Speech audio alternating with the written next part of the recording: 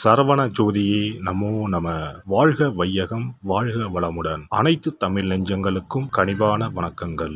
60 தமிழ் ஆண்டுகளில் இப்போது பிறக்க இருப்பது குரோதி வருடம். இது 60 ஆண்டுகளில் 38வது வருடம். தற்போது இந்த தமிழ் புத்தாண்டு பிறக்கும் சமயத்தில் மேசத்தில் சூரியன் குரு, கன்னியில் கேது, கும்பத்தில் செவ்வாய் சனி, மீனத்தில் புதன் சுக்கிரன் ராகு என்ற கிரக அமைப்பு காணப்படுகிறது.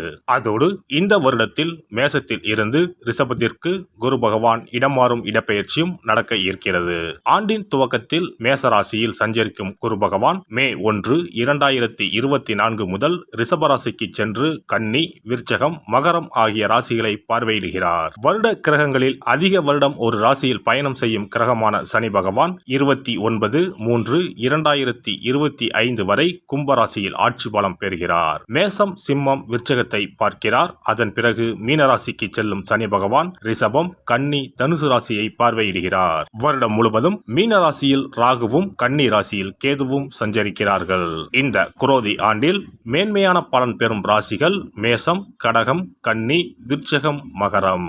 ஒவ்வொரு தமிழ் புத்தாண்டு வருடம் பிறக்கும் போது சூரிய பகவான் தனது உச்ச வீடான மேசத்தில் சஞ்சரிப்பார். ஆனால் இந்த குரோதி வருட புத்தாண்டை சிறப்பிக்கும் வகையில் குருவும் மேசராசியில் நிற்கிறார். இது போன்ற கிரக அமைப்பு 12 ஆண்டுகளுக்கு ஒருமுறை மட்டுமே உருவாகும். காலபுருஷ 5ஆம் அதிபதியும் பூர்வ புண்ணிய ஸ்தான அதிபதியுமான சூரியனுடன் காலபுருஷ 9ஆம் அதிபதி பாக்கியாதிபதியுமான குரு சேருவதால் தர்மம் தலைத்தோங்கும், ஆன்மீக நாட்டம் அதிகரிக்கும், ஆன்மீக ஸ்தலங்கள் புனர் அமைக்கப்படும், தொழில் முனைவோர் ஏற்றம் காண்பர். இந்த வருடம் முழுவதும் நிலவக்கூடிய கோல்சார நிலைகளின் அடிப்படையில் இந்த ஆண்டு நன்மை தீமைகளின் அளவு அவரவர் செயல்களால் கூடவோ குறையவோ கூடிய ஆண்டாக இருக்கும். மக்களிடையே உதவும் மனப்பான்மையும் பக்தி மார்க்கத்தில் நாட்டமும் அதிகரிக்கும். இந்த வருடம் முழுவதும் எல்லோருக்கும் நல்லதே நடக்கவும், நாடும் வீடும் செழிக்கவும் விநாயகர், நரசிம்மர், அனுமன், துர்க்கை ஆகியோரில் விருப்ப தெய்வத்தை கும்பிடுவது நற்பலன் தரும். குல தெய்வத்தையும் இஷ்ட தெய்வத்தையும் மறக்காம கும்பிடுங்க. அவரவரால் ஒரே ஒரு செடியையோ மரத்தையோ வளர்க்க முடியுமானால் அவசியம் தவிர்க்காமல் வளருங்கள். எப்போதும் நல்லதே நினையுங்கள், நல்லதே செய்யுங்கள். குரோதி வருடம் முழுவதும் உங்களுக்கு குறைவில்லா நன்மைகள் கிடைக்கும். கன்னிராசி அன்பர்களே, இந்த புத்தாண்டின் முதல் மாதத்திலேயே பாக்கியஸ்தான குருவாக 9ஆம் வீட்டில் வந்து அமரப்போகிறார் குரு பகவான். குரோதி ஆண்டில் குருவின் பார்வை உங்கள் ராசிக்கு, உங்கள் ராசியின் மீது விழப்போகிறது. சனி பகவானும் 6ஆம் வீட்டில் அமர்ந்து பயணம் செய்வது யோகத்தை தரப்போகிறது. கன்னி ராசிக்காரர்களுக்கு சித்திரை மாதம் முதல் 9ஆம் வீட்டில் வந்து அமரப்போகும் குரு பகவான் பாக்கியங்களை அள்ளித்தரப்போகிறார். பாக்கியஸ்தான குருவினால் அனைத்து பாக்கியங்களும் கிடைக்கும். குருவின் பார்வையால் செய்யும் தொழிலில் முன்னேற்றம் மற்றும் பதவி உயர்வு கிடைக்கும். சமூகத்தில் நல்ல மரியாதை மற்றும் புகழ் கிடைக்கும். நீண்ட நாள் ஆசைகள் நிறைவேறும். குரு பகவானின் பார்வை உங்கள் ராசியின் மீது விழுவதோடு மட்டுமல்லாமல் ராசிக்கு 3 மற்றும் 5ஆம் வீடுகளின் மீதும் விழுகிறது. இதனால் தைரியமும் தன்னம்பிக்கையும் கூடும். இளைய சகோதரர்களின் உதவிகள் கிடைக்கும். குழந்தைகளினால் நன்மைகளும் பூர்வ புண்ணிய சொத்துக்களினால் வருமானமும் கிடைக்கும். குரோதி ஆண்டில் சந்தோஷங்கள் நிறைந்த குரு பெயர்ச்சியாக அமையப்போகிறது. உங்களுக்கு குபேர யோகம் தேடி வரப்போகிறது. அனுபவிக்க தயாராகுங்கள். 6ஆம் வீடான ருண ரோக சத்ருஸ்தானத்தில் சனி பகவான் ஆண்டு முழுவதும் பயணம் செய்கிறார். குடும்ப பிரச்சனை, கடன் பிரச்சனை என கஷ்டங்களை பொறுத்து கொண்டு இருந்தீர்கள். உங்களுக்கு இனி எல்லாம் சுகமே என்பது போல சனி பகவான் நல்லதை தரப்போகிறார். எதிரிகள் பிரச்சனை முடிவுக்கு வரப்போகிறது. சித்திரை முதல் நீங்கள் தொட்டதெல்லாம் பொன்னாகும். கை நிறைய சம்பளத்தில் கன்னி ராசிக்காரர்களுக்கு நல்ல வேலை கிடைக்கும். வேலையில் இருப்பவர்களுக்கு புரமோஷனும் சம்பள உயர்வும் கிடைக்கும். உங்களின் வருமானம் இரட்டிப்பாகும். கடன்களை அடைப்பதற்கான நேரம் வந்துவிட்டது. சொந்த தொழில் செய்பவர்கள் தொழிலை விரிவுபடுத்தலாம். ஆண்டின் இறுதியில் சனி பகவான் 7ஆம் வீட்டிற்கு இடப்பெயர்ச்சி அடையப் போவதால் கவலை வேண்டாம். கண்டச்சனி என்றாலும் ராகுவுடன் சேரும் சனி யோகத்தை கொடுப்பார். குரோதி ஆண்டு முழுவதும் ராகு பகவான் உங்கள் ராசிக்கு 7ஆம் வீடான களத்திரஸ்தானத்தில் பயணம் செய்வார். கேது உங்கள் ராசியில் ஆண்டு முழுவதும் பயணம் செய்வார். உங்கள் ராசியில் உள்ள கேதுவின் மீது குரு பகவானின் பொன்னான பார்வை கிடைப்பதால் கோடீஸ்வர யோகம் தேடி வரும். களத்திரஸ்தானம், கூட்டு தொழில் ஸ்தானம், நண்பர்கள் ஸ்தானத்தில் ராகு பயணம் செய்வதால் நீங்கள் செய்யும் வியாபாரம் தொழிலில் வருமானம் அதிகரிக்கும். கடன் வாங்கி நொந்து போனவர்களுக்கு புதிய நட்பு, கூட்டு தொழில் உதவிகள் கிடைக்கும். கணவன் மனைவி பிரச்சனை நீங்கி ஒன்று சேரலாம். குடும்பத்தில் மகிழ்ச்சியும் நிம்மதியும் அதிகரிக்கும். சண்டை சச்சரவு ஏற்பட்டு கோர்ட் விவாகரத்து என்று அலைந்தவர்கள் சமாதானம் அடையலாம். ஆண்டு முழுவதும் கன்னி ராசியில் கேது பயணம் செய்வதால் கௌரவம், புகழ், கீர்த்தி, அந்தஸ்து உயரும்.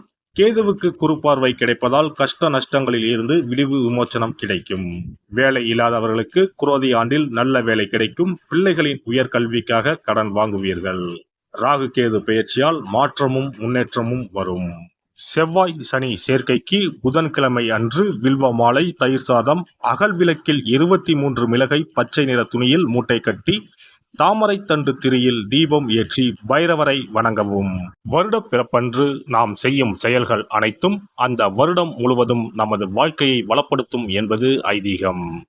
அதனால் இந்த பதிவில் தமிழ் புத்தாண்டாகிய சித்திரை முதல் நாள் என்னென்ன செய்ய வேண்டும், என்ன செய்யக்கூடாது என்பதனை பற்றி தெரிந்து கொள்ளலாம். தமிழ் மாதத்தின் முதல் மாதமான சித்திரையில் தமிழ் புத்தாண்டு தொடங்குகிறது. மா, பலா, வாழை ஆகிய முக்கணிகள், வெற்றிலை, பாக்கு, நகைகள், நெல் முதலான மங்கள பொருட்கள் கொண்ட தட்டை வழிபாட்டறையில் வைத்து அதை புத்தாண்டு அதிகாலையில் காண்பது புனிதமாக கருதப்படுகின்றது. புத்தாண்டு அன்று அதிகாலையில் நீராடி கோலமிட்டு புத்தாடை அணிந்து கோவிலுக்கு சென்று வழிபடுவது நல்லது. அன்றைய தினம் அறுசுவைகளும் இடம்பெற்றிருக்கும் உணவை படைப்பது முறையாகும். அன்றைய நாளில் இனிப்பு, கசப்பு, உப்பு, காரம், துவர்ப்பு, புளிப்பு ஆகிய 6 சுவைகளும் இருக்குமாறு உணவானது அமைவது சிறப்பு. பொதுவாக நல்ல நாட்களில் பாகற்காய் சேர்ப்பது இல்லை. ஆனால் தமிழ் புத்தாண்டு அன்று அத்தனை வகையான சுவைகளும் இடம்பெற்ற படையலை படைப்பது விசேஷம் ஆகும். அனைத்தும் கலந்ததுதான் வாழ்க்கை என்பதை உணர்த்தவே இவ்வாறு அறுசுவை உணவு புத்தாண்டின் தொடக்கத்தில் படைக்கப்படுகிறது. சித்திரை மாத பிறப்பு என்பதால் கோடை காலத்தின் துவக்கத்தில் இருக்கிறோம். கோடை காலத்திற்கு உகந்த தானங்களை எல்லாம் புத்தாண்டின் துவக்கத்தில் செய்வது நல்லது.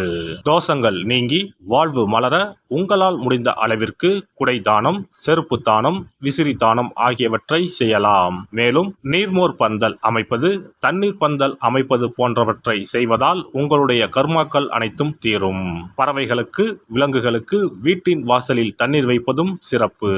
தமிழ் புத்தாண்டு அன்று இறை வழிபாடுகளில் ஈடுபடுவதும் உங்களை மென்மேலும் வளரச் செய்யும்.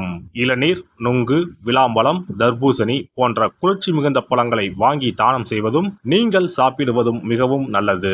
தமிழ் புத்தாண்டு அன்று தங்கம் அல்லது வெள்ளி நகைகளை வாங்குவது மென்மேலும் அவைகள் பெருகச் செய்யும்.